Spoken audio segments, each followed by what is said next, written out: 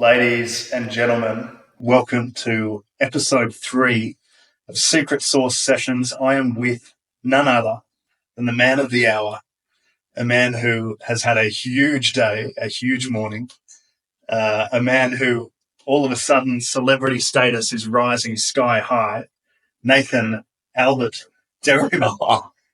Congratulations on this morning, my friend. Guys, just so you know, Nathan woke up at 1 a.m. this morning to be interviewed by none other than media sensation, controversial media figure Alex Jones and his very well-known show InfoWars. It was a huge nod. They reached out to Nathan. It was a huge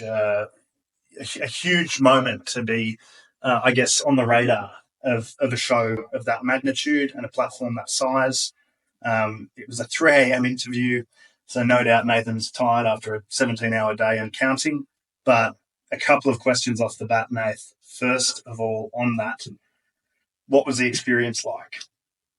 Before we dive in real quick, I wanted to say for the first viewers, Secret Sauce Session name, both redheads, him mainly the raging redhead. I was born a redhead though, so that's why the name is Secret Sauce Sessions. We will remind you for the next few months, just so that it all adds up. But to Jacko's question, yes, it's been an amazing day. And what was the question?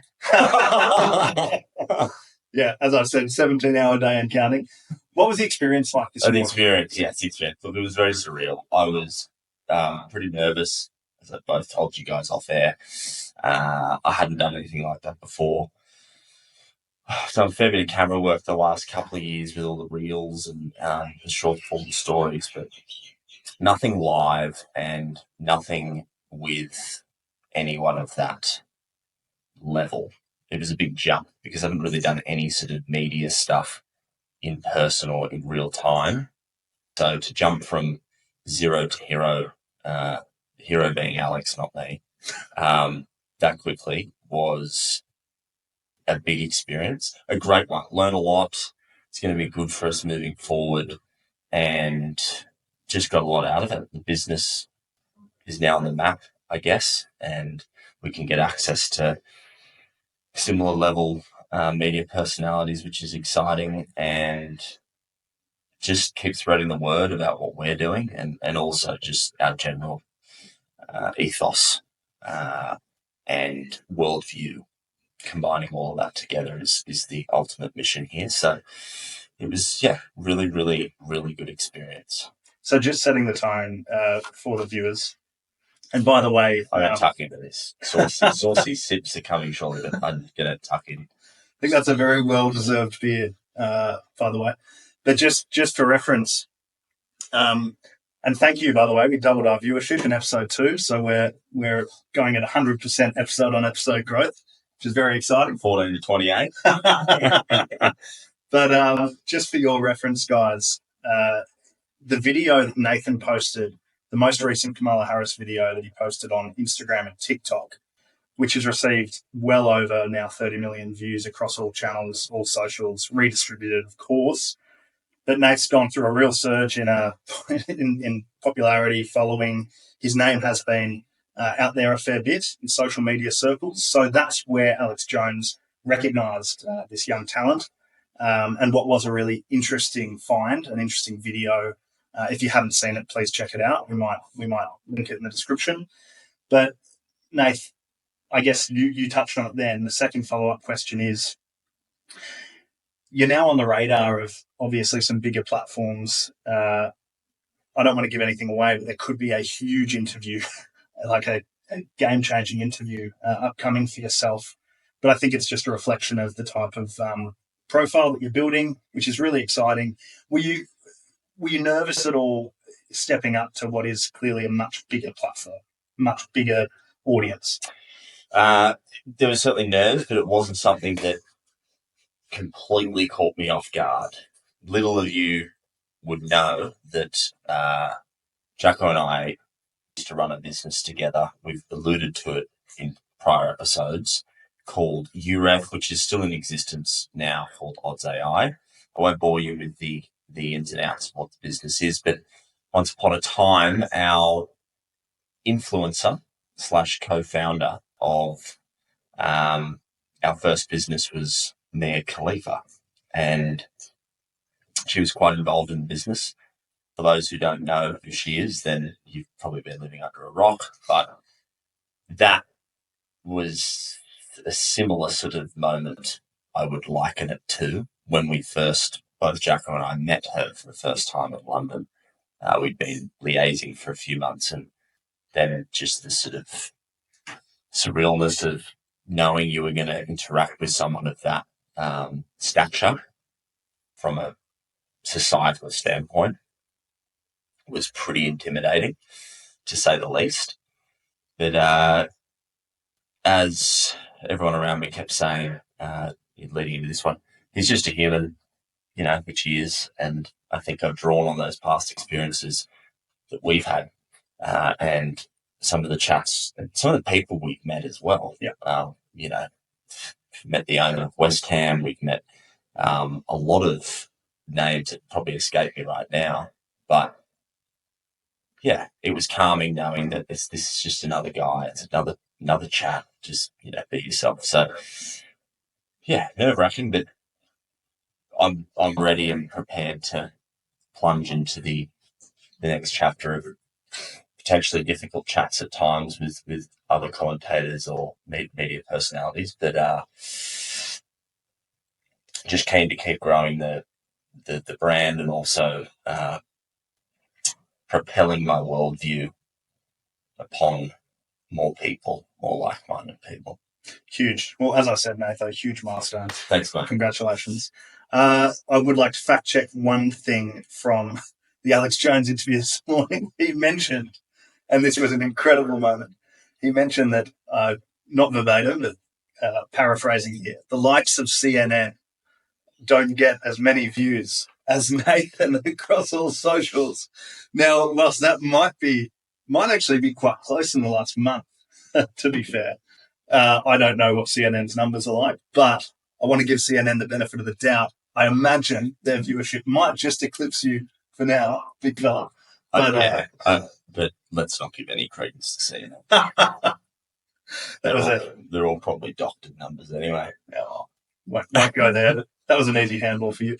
Moving swiftly along to our favourite segment and only segment, which is Saucy's Sips. Saucy Sips. Now we have a beer this week. We do have a beer this week. It's an appropriate time. A lovely parade. We've gone just quietly before you tuck in. We've really gone hard here with the theme. We've got red heads, red seats, red couch, red beer for Saucy Sips. So we couldn't have done any better for this debut episode with a beer. We've done one prior, but this one has beer. So take her away, mate. Hit me. All right. There's a very obvious theme to this one, Nathan, and you might have to readjust in terms of how selective you are. You might have to be a bit more generous because I suspect you might be drinking alone with the names I'm about to call out. By the way, for those that didn't tune in last week, Saucy Sips is I list 4 names, and Nathan then has to say whether he would or would not have a drink with said person. Pretty simple. So let's get cracking. The first name is current sitting president Joe Biden. Oh, gee. The theme you're running with it. I was expecting some curveball ones this week. Joe Biden. I don't think he'd be able to pick up the glass, mate, or the beer. And I wouldn't. It would be a one-sided conversation, or at the very least, I'd just be repeating myself countless times. So it wouldn't work. Maybe I'd probably have a beer with him just so I could listen to myself have a conversation multiple times. More of a self-check beer rather than for the company. Yeah, it's a funny one. I kind of feel sorry for him now. It's gotten there, hasn't it? It's gotten there. It's like, yeah. Anyway. Yeah, probably not. Well, the second name on our list, which will probably come as no surprise after that first name, is former President Barack Hussein Obama. No. No. So you're having a beer with Joe and you're snubbing Barack. Continuing on, name number 3 on Saucy's Sips is none other than former President Bill Clinton. Bad boy Bill. Yeah, might have appeared on Epstein Island. Yeah, but I think there'd be a condition there. If he had truth serum in his drink, love to have a beer with him. I think that'd be a great condition. Truth serum. Yeah. So anything I ask, I got the answer to. Yeah. That'd be cool. I think Bill's keeping a lot of secrets, as all presidents would be, but the Clinton family must be a very... Have you got any other person I can have a fucking beer with that's not a president? Well, I do have one name. And this name I'd be very surprised if you didn't want to have a beer with, but still, he does divide opinion. He's from the UK. He started a little company called Virgin. Richard Branson. Sir Richard Branson. That's a good one. Yeah, 100%. 100%. Covered him a couple of times. He's got a good story. I'd love to hear more. I like his general inclination towards building businesses. I really, really like what he stands for, from what I've heard and what I've researched. So I'd love to have a beer with him and pick his brains. Yeah, it'd be a big snub if you said no to Dicko. Yeah. So let's recap. The last bit of Saucy's Sips is we checked to see who Nate did confirm he would have a beer with. And then we seat them around in a table together at a bar. And Nate has to get the round of drinks. So who have you got this week? You've got Joe Biden. Got Joe. And you've got Richard Branson. And Bill Clinton. And Bill Clinton. Bill Clinton. That is a very odd quad. What are you getting, the boys? Jeez. I'd get Grandpa Joe probably some sort of extremely stiff drink. Just knocking cold for the couple of hours. I'd probably ask if the bartender also has a Valium or a bloody Dexy on him to knock him out, because he'd get pretty unbearable after, the first 2 loops of conversation. By the way, I think the rest of the guests would be very, very happy if you put Joe to sleep. Oh, yeah. I think Bill and Richard get on well. Yeah. I'd probably get Richard some sort of cocktail. I think he seems like a cocktail kind of guy. Maybe like a James Bond vodka martini, shaken not stirred. Island cocktail vibe. Yeah, I think he'd roll with that. And then Bill, he just seems like he seemed like a bad boy Bill. He'd probably just roll with like a JD and Coke. Seems like a JD and Coke kind of guy. Between Richard Branson and Bill Clinton, I don't want to say anything ill of the two, but I think both are pretty well-known womanizers, if I'm not mistaken. So I hope you go to an appropriate setting for those gentlemen. The ladies may want to be wary of that duo. Anyway, we're going to move swiftly along, Nathan. Thank you for the second version of Saucy Sips. We're going to move swiftly along. Today's interview with Alex Jones, you talked a lot about the misinformation bill. You talked a lot about free speech, censorship, which is going to be a common theme, I think, in what we discussed together. It's something we're both extremely passionate about. Yeah. We both deem it perhaps the greatest threat to Western society as it stands. And in Australia, as we mentioned last week, we're certainly not immune to this growing threat of censorship and free speech. This misinformation bill that's being proposed in Parliament currently, and it ties in with the E-Safety Commission as we know, but it more or less puts the power of what you can and can't say in the hands of the government. And I hope most Australians would agree. And by the way, this is a conversation that's relevant to any Western society or anyone in the world, really. If your free speech rights are threatened in any way or jeopardized? Do you trust the government to dictate fairly what can and can't be said? Do you trust the government's right and wrong version of right and wrong? And I guess that's the crux of what's being proposed is they're saying that they have a good understanding as to what should and shouldn't be in the public discourse, what should and shouldn't be the rhetoric. We would argue strongly they have no effing idea on that particular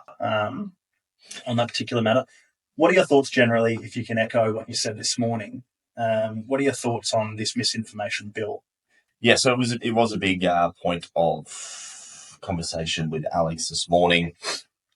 He often talks about Australia as being the beta test for how they roll out these censorship regulations and how they impose their will on free speech in the West, despite the fact that we don't have the same free speech protections that they do over there.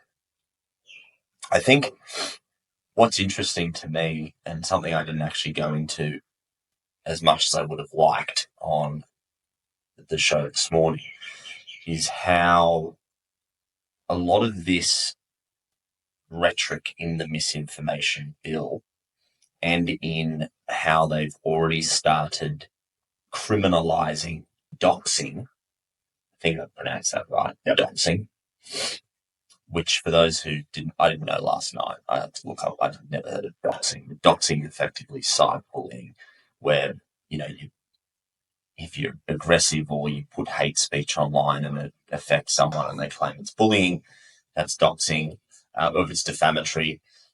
And now you will face criminal charges and can be sentenced up to 7 years in jail for doing that in Australia. So that has gone through.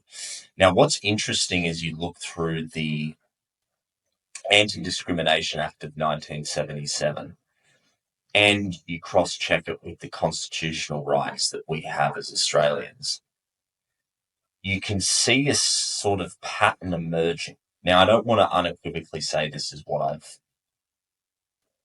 I believe, but it's something I'm observing, is your Julian Grants, and for those, I won't do the full spiel on her, but she heads the E-Safety Commission. She's effectively the one that's going to be ushering in this whole misinformation, disinformation, what we can and can't censor. She's a chick from the US that's got a crazy track record, crazy resume. I've talked about it before. I've done a documentary on it. I've talked about it with Alex Jones. Check her out.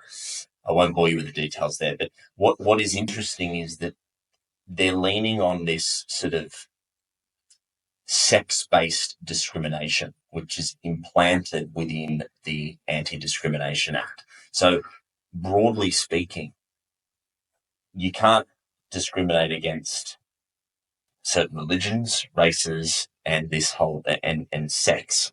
But the thing that's sort of confounding to me is that in leaning on this, in this framework, the sex point in particular, which is what most people have been subject to for charges, sexual discrimination, sexual orientation, the word in that legislation is sex. And I was sitting there last night thinking, what was sex back then? Well, sex was binary. Sex was male and female. Now, Alex would go on about it a lot more than I would, but I would also back him up on this, that there is a genuine push in the West from the globalists to completely dismantle what sex even is and how we define sex. They want to define what it is to even be human. So this is where it gets really dangerous, because here in Australia, we have constitutional insinuations to freedom of expression, but nothing's concrete. You can't say what you want like you can in the US. And when the sort of backbone of the rhetoric around this whole misinformation and disinformation stuff and how you can get in trouble is beholden to this old sex type of framework, it becomes really murky and confusing, because I don't know how they don't see that it's very different. Sex back then was completely different to what sex is now. It's all warped and fragmented. So, look, that's a bit of a tangent, but if you want my more concise definition of it all this morning, you go check it out on the show. But I wanted to add that in. That was a side tangent that I was going to go down with Alex, but I thought I'd save that for this, because it's a less fleshed out thought bubble, but something that I've started to notice, which is sort of added to the concern even more. That's right. I think, to my initial point, in a time where, for lack of a better expression, the elites, what we might colloquially refer to as champagne socialists in society, which is a class of people we're very familiar with. I think there is a lot of power and influence that they wield. There's a lot of control that they have over policy.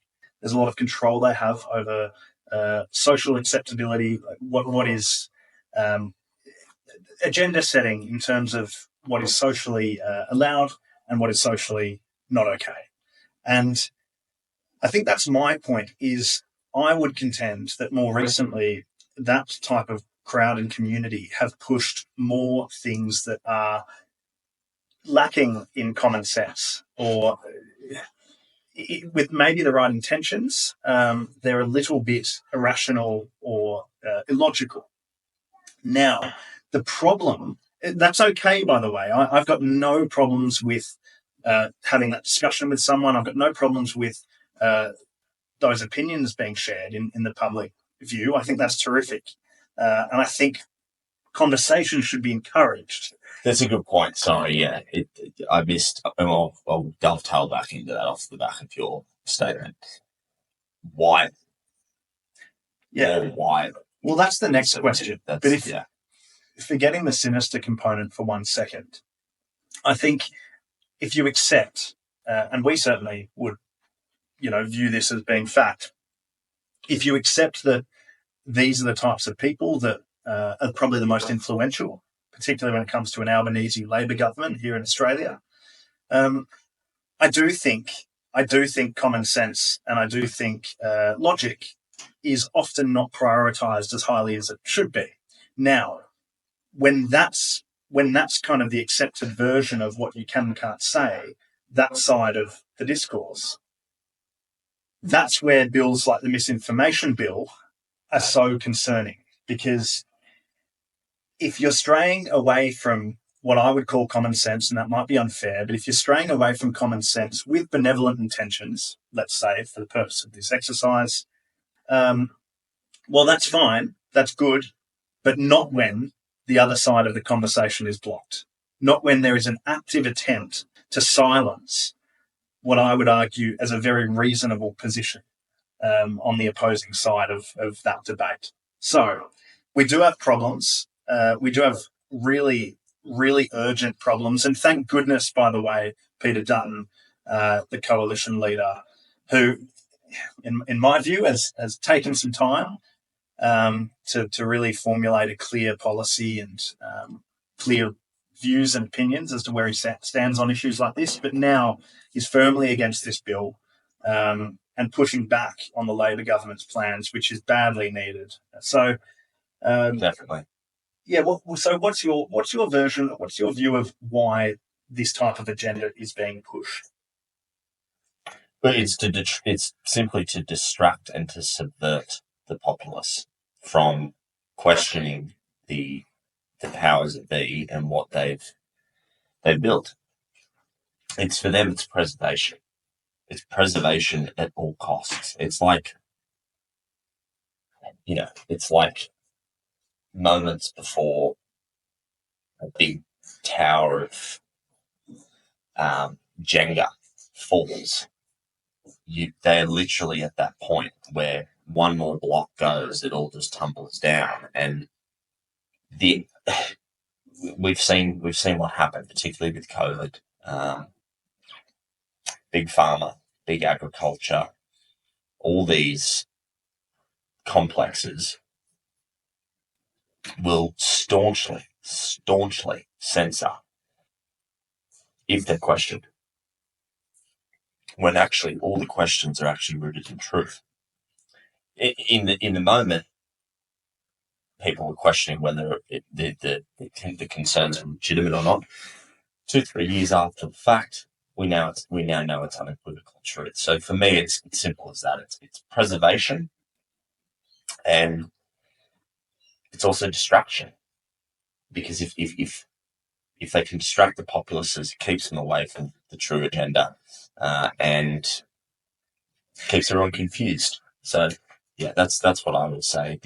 The high level why is. Yeah.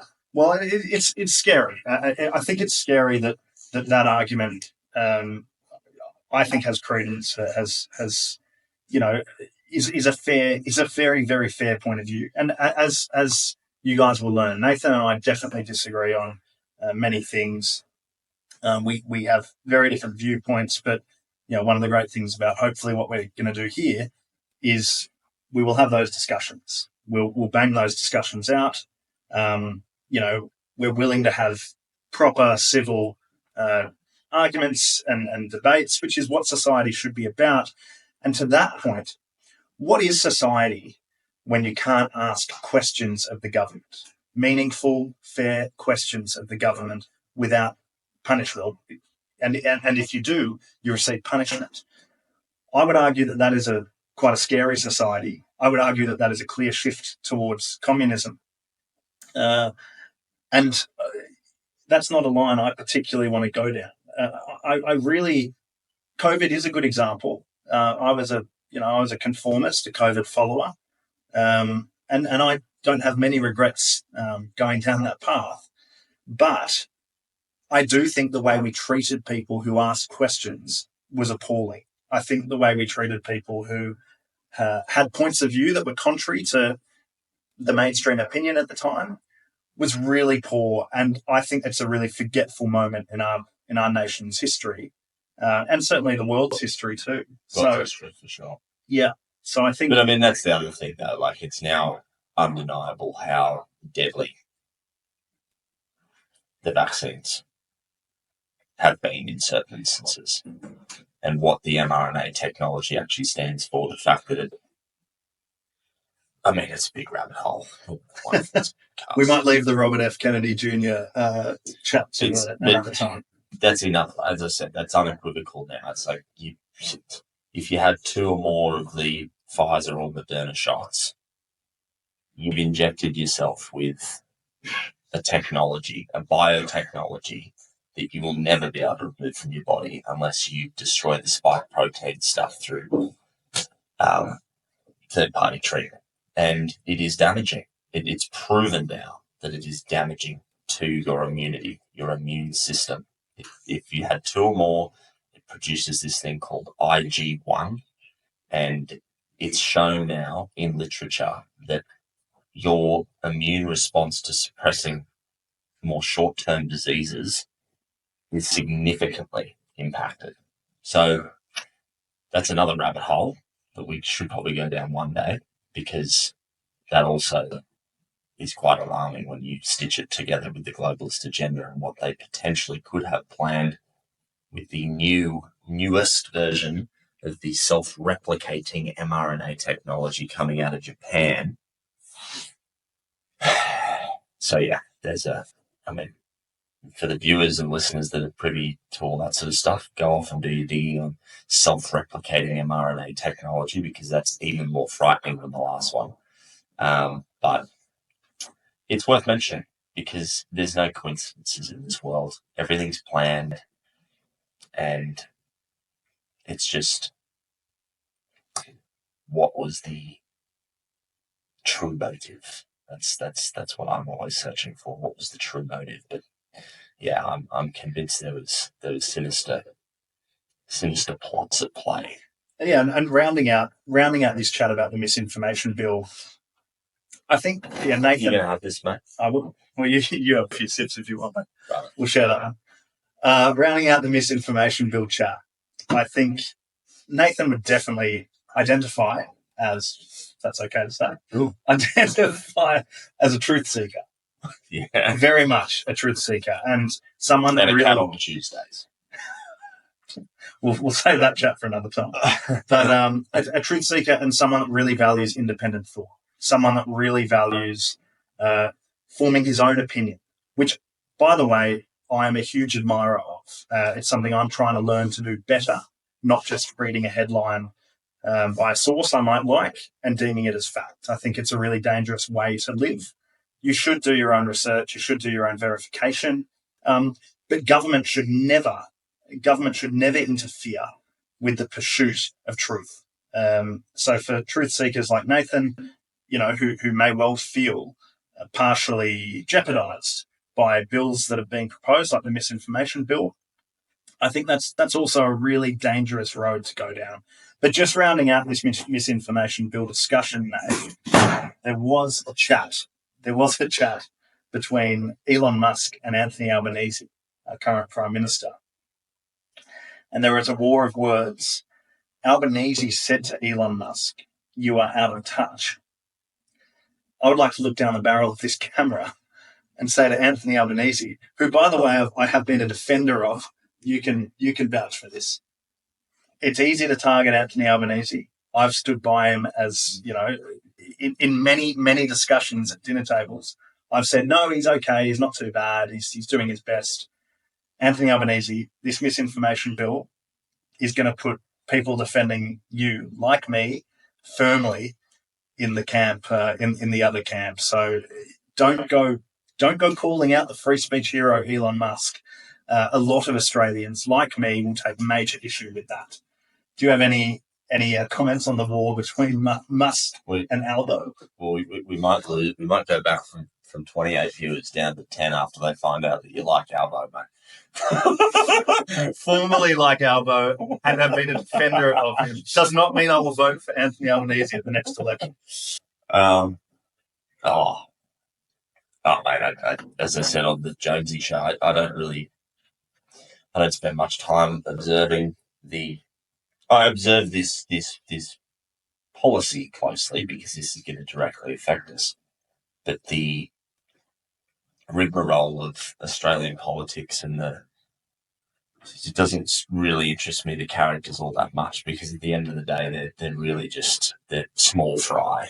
They're very, very small fry. I do prescribe to that notion. There's commissions out there, another one for listeners. There's a commission called the Trilateral Commission, which is in conspiratorial circles, Bohemian Grove circles. They're the ones that sort of control everything. And the Asia Pacific region has heavy ties to that. And they're just puppets. So as a character, Dutton, Almo, doesn't really matter. They're both piss weak leaders. They don't really stand for anything. And yeah, I'm more very concerned with this legislation that they're trying to push through, and definitely worth unpacking that and staunchly trying to push back against it. I love the messaging, completely agree with your messaging to Albo. It's not just he'll lose voters. I think you're going to cause serious damage, and whatever little support you have left after the stupid referendum that you did, you best believe that doing something like this is just idiotic. And yeah, I don't know if he has any say in it, really. But next, boom. Yeah. Got that, Albert. So we'll move. As you can tell, Nathan is enamored with Australian politicians. Clearly thinks highly of. I do like Pauline Hanson. We'll get to redhead appreciation. Yeah, one day we will get her on Secret Sauce sessions, and it will be the sauciest session ever. We're going to have her branded whiskey, and we'll do Pauline Hanson and Sauceman collaboration. Sauces sips with whiskey. Well, I think that may have to be done. Not giving away any political affiliations at the moment, but that may have to be done at some point. Pauline, open invitation for you there. Just as we'll open the floor to Banty from the Greens at some point, although Nathan might not be as keen. Anyway. Might just be a solo with you at Banty. Moving swiftly along. You have Saucy sips and you just smack a chai latte with it. I don't know if you'd do a chai latte unless the milk was... anyway, won't go down that path. Banty, open invitation to you as well, my friend. Nathan, let's move to a more somber note. The second attempted assassination on President Donald J. Trump this week, just a few days ago. Now, I'll open this topic up. It goes towards what we were just saying. The media's role in society is so important. Now, I've always said, my position's always been very clear with people. I talked about defending Albo. I defend Donald Trump on the basis that I've always believed that Donald Trump is a reaction and a retaliation rather than being the provocateur and the cause of social division. That's always been my stance. Donald Trump is a symptom. Donald Trump is not the cause. My view, and I think it's a very fair position to hold, by the way. Now, if you have that view, you clearly think that media has played a huge role in stoking division. And legacy media, and I'm talking the likes of CNN, MSNBC, ABC in the US, and we've certainly got our networks and media companies here in Australia that play a similarly divisive role in society. But the tone the temperature has to be lowered. The tone of hate has to come down, because when you're comparing a former president to Hitler every day on mainstream television and news, I do think that you are a serious cause for this exact type of problem that occurs. Now, my view on what happened, again, I could be wrong. Hopefully the information will be available at some point to the public. But my view on this is simple, Nathan. You might disagree. I think this guy, who's donated to the Democrat Party 20 or so times, has clearly in this campaign been a staunch supporter of Biden, now Harris. I think that's come out. I think that's official. Again, fact check if that's wrong. But this guy has listened to the poisonous rhetoric from the likes of legacy media. This guy has completely been consumed by thinking genuinely that Trump is a threat to democracy, that Donald Trump represents a genuine threat to modern Western society, and he's decided to take matters into his own hands. Now, yes, I'm not saying that this guy is in no way responsible for what happened. Individuals are responsible for their own course of action, but the role of media in society is so important. And I just think we've come to a point now where Donald Trump is the clear candidate to be the next president. He's a former president. The world wasn't very crazy from 2016 to 2020. The media needs to be more respectful. The media needs to lower the temperature. And I think that is why we find ourselves in a position like this, where twice in 2 months, the former president of the United States has survived 2 assassination attempts.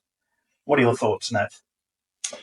Well, yeah, it's a tough one. I mean, I agree with what you're saying on that. You've got a nice benevolent message for the media, which they won't receive, sadly.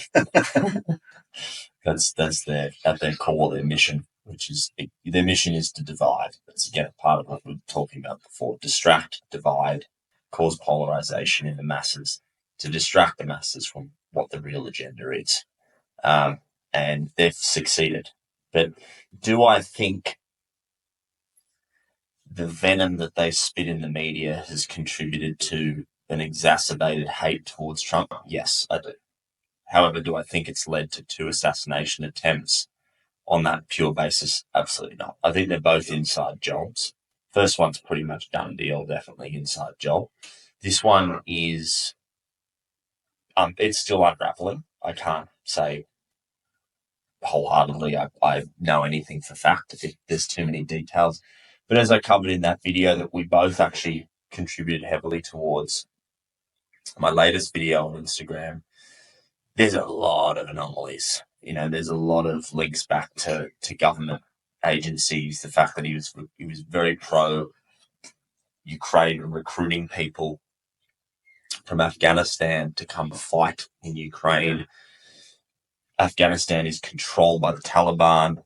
To even access recruitment processes over there, you would have to have some sort of in through a government agency in the US to be able to conduct stuff like that. The fact that, and then look, that maybe there's a million coincidences on that side that just overlay, but then there's the simple stuff, much like the first shooting, where you start to question just the general layout of things. Trumpy wasn't meant to play golf that morning.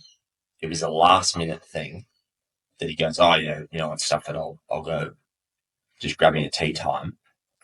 Yet the guy was set up, ready to go, seemingly for a while. How does that work? Like, it's like there must be some sort of tip off. I saw some commentators saying that as well, speculating. I'm not saying I think this is all an inside job like the first one, but I am saying there is damning anomalies once again, which don't quite add up. So that's kind of my take. I agree with you wholeheartedly. The venom is just horrible and perpetuates way too much hatred towards him and division, which is unjust.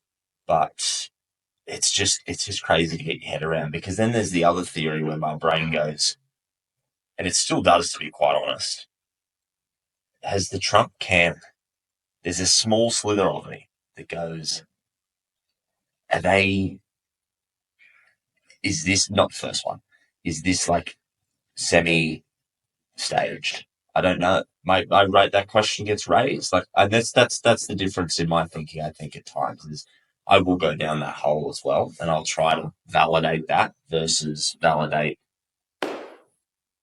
what everyone else is saying. So I don't have the answers to this one. There's too many details still to come. But it's another crazy event that has way too many questions that are left unanswered and probably will remain unanswered for a very long time.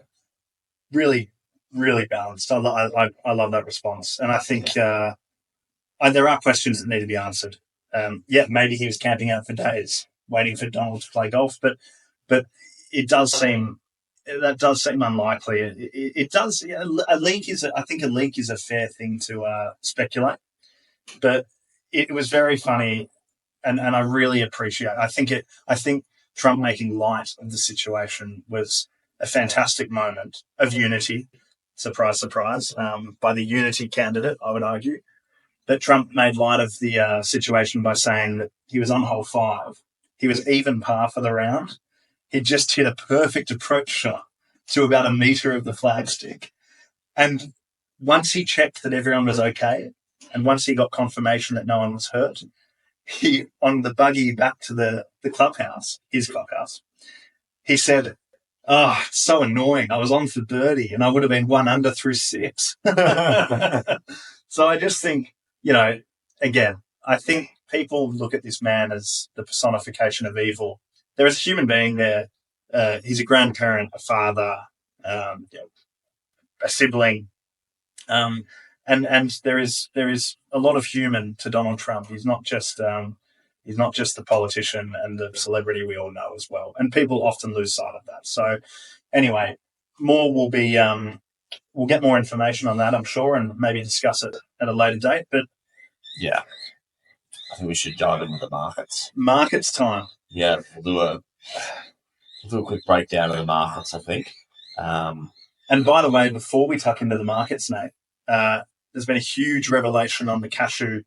Cashew, obviously. Oh, yes, our sponsor. Of course. Yes. Sorry, how could I forget? Because we're going to insert this now every week. But as you know, guys, I am part of Cashew very proudly. It is partly my business.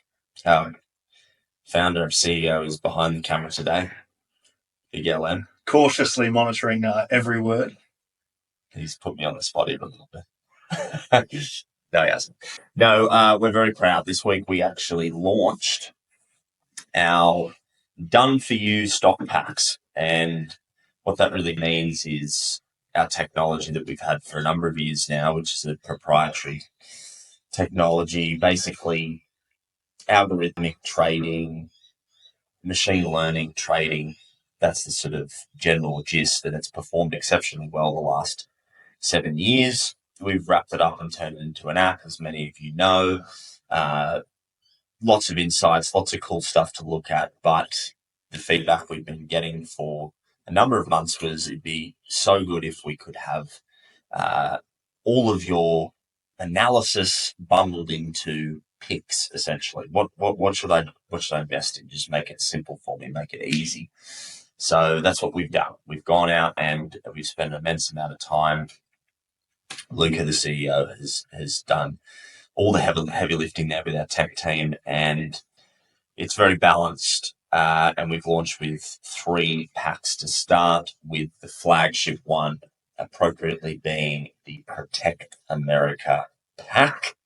You get 2 stock picks every month with a very extensive report within. The performance metrics are phenomenal. You can go back and look at them throughout if you're one of our paying subscribers. But even if you want to just suss it out for free, you absolutely can go in there, check it out, and have a look at some of the free content before you buy. But yeah, we've launched them, super pleased, and there'll be more packs as time goes on. But very, very excited with the product, and can't wait to talk more about some of these picks in the coming weeks. And just to continue on with the Cashew business, which is going through a real growth phase at the moment, these packs, we all know that ETFs are so popular at the moment. So many themes to ETFs now, which retail investors absolutely love. Well, I think these packs are basically a feeder ETF. They'll pick themes that they think. So Cashew will pick themes that they think are really strong and sticky and good, and they'll give you. And this valuation index that Nathan's talking about has outperformed the S&P considerably. It's had the investment in this technology has been substantial, and the results have been terrific to date. And so it picks the best companies within those themes according to their valuation index and spits out what the companies are, why the companies are the best within that theme. So it's a really attractive, for a pretty low price, it's a really attractive offer. And those packs will just keep on coming, and we'll keep talking about them because they're brilliant. That will be in the description in this video. Follow Nathan's socials because he'll be talking about packs a lot. That will tie into his content a lot. It's brilliant. If you want to, if you don't have the time to do your own research, this is a solution. If you don't have the time to formulate ideas, this is a solution, and you should use it anyway, even if you do have the time for validation, to steer your brain in the right direction. So anyway, not financial advice, but a brilliant product, and packs will be a big theme. So markets, there was a big cut this morning, Nathan, 50 BPS. The Fed announced, so 50. Yes, as predicted, and as we've been talking about, the last 2 episodes, we've predicted this would happen. I mean, most people have predicted it, to be honest, but the trajectory is good, and it was more than what most expected, probably not more than what I expected. A lot of the market seems to have sort of bought the rumour heavily the last couple of months. That's typically what happens. They buy the rumour, and then when the news breaks, nothing really happens. Just because the quality of the information we get these days and the amount of flow that there is seems to influence the market in kind. However, this is good. As we said last week, this is good in the short term because their next meeting, they will likely cut rates again. Will start to come down. The global liquidity index I'll try and get some graphs up here on screen. I'm not behind the computer this week, so we can't do a dynamic one with the charts. But off the back of this, as we've been talking about, typically this is when they'll start printing money again. It'll be quantitative easing as a whole, printing money, issuing bonds, the cash flow, the cash in the markets increases. It's not really going to do anything for inflation. It's just going to protect, much that's been sort of the theme of the whole thing, protect and preserve, whether you're bad or good. But that's what's going to happen. Markets will respond quite well, I think, in the next few months. They're not going to want the US election to be on shaky ground. Neither party wants that. So post-election, probably going to look pretty good, barring an absolute black swan event, which could happen. The Dems or the powers that be might completely throw a curveball and we could end up in nuclear war. I don't know. But barring a black swan event, this is good for investing, typically. So just be cognizant of that, because whilst everyone's still feeling the squeeze of the cost of living, which won't change, by the way, opportunities will now present themselves. So just bear that in mind. That's my sort of overview. I'm going to keep it pretty short and sweet this week. Maybe do a more extensive analysis of the markets next week as we start to see the effects of this cut really kick in, because it's still very fresh news.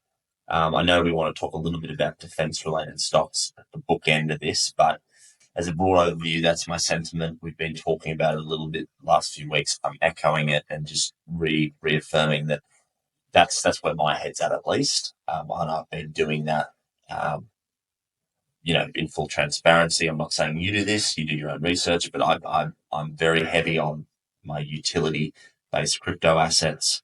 I'm also got money in AI ETFs and gold ETFs. So they're my sort of three complete safeguards at the moment. And then I've got my little play money, which I chuck in the Cashew packs. Protect America. Our AI packs coming soon. So that's what I'm sort of thinking, Jacko. I like your thinking, Nate. I think that's detailed, really strong analysis. My only concern with that cut is how politicized that decision is. Now, you mentioned that both parties don't want a shaky outlook. I would argue that it has more. I would argue that it has more of an effect on the current administration and their chances of re-election. I think I don't. I think it's hard. It's hard to think with this administration that there isn't an aspect of influence, but we'll see. I mean, I don't want to speculate that the Democrats have done anything untoward. However, I do think it's a pretty big jump. I do think the economic data that will come through post-election and in the lead-up will be very interesting to keep an eye on. Yes, stocks should see a bit of comfort, and this next period should be quite smooth sailing. However, I just think there should still be caution before the economic data is out. And Trump said today that, maybe this decision was politicized to a certain extent. I think that's a fair question to ask, but let's wait and see. The facts will be in the details of statistics, and they're yet to be produced. So, but a more healthy and more positive outlook, certainly, than our last episode. And I do want to talk about defense stocks.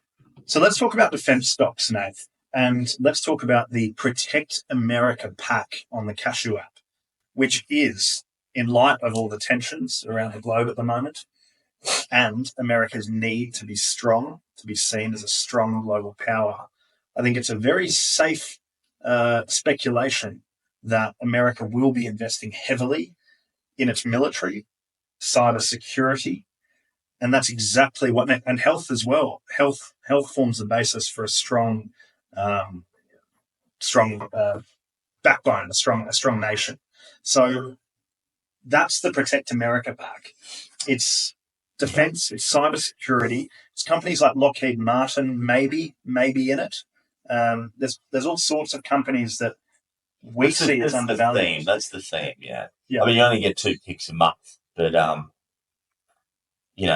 the picks we try to give you are things that are quite opportunistic in the sense of growth. Like, we're not going to...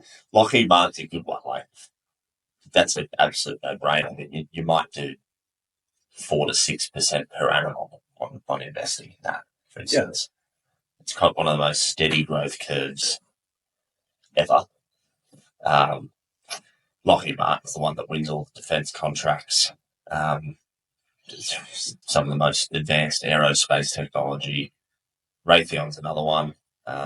Those types of stocks are absolute safe bets either way, whether we go into global nuclear war or whether we get Trump and he builds his Iron Dome. They're very safe. But that theme, Protect America, is good because as packed, you get access to that whole hedge your bets mentality anyway. It's not...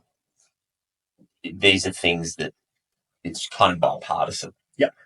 And that's why we're sort of flagshipping that as our big pack to launch with.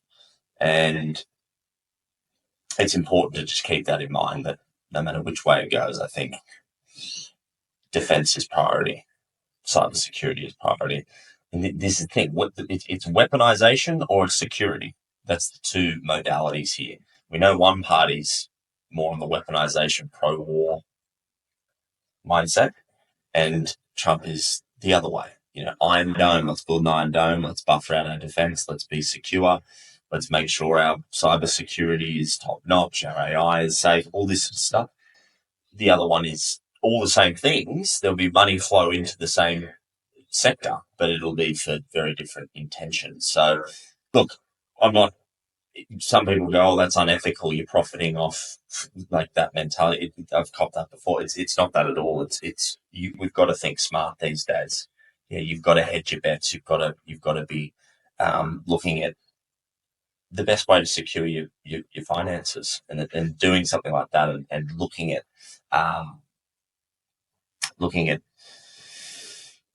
the hedge essentially is smart. But that's just my mentality. Don't take my word for it verbatim.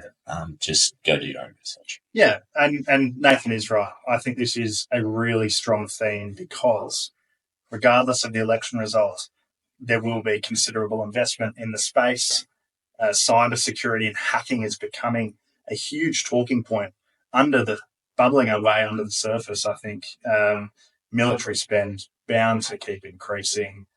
And Cashew, again, is perfectly positioned to give you the most undervalued stocks in whatever theme that the packs are saying is the right theme. So in this case, defense. The Protect America pack on the Cashew app. Get to it. Download it. Get around it. Give us your feedback. And if you don't like it, hit him in the DMs and he'll give you another pack next week. Exactly right. Yeah. Look, I think we might leave it there, my friend. We're going to go more in depth into the markets next week. Conscious there's just so much political stuff that happened this week, and the Alex Jones interview. So, and we've had to scramble this together as well for you guys. I've flown down from the Northern Rivers down to Sydney. We've done it in person. Jacko's off to Lisbon tomorrow. So it's all been happening, but super exciting week. The train rolls on. We will try to make next week happen despite being on other sides of the world from each other. I'll be coming to you live from Lisbon.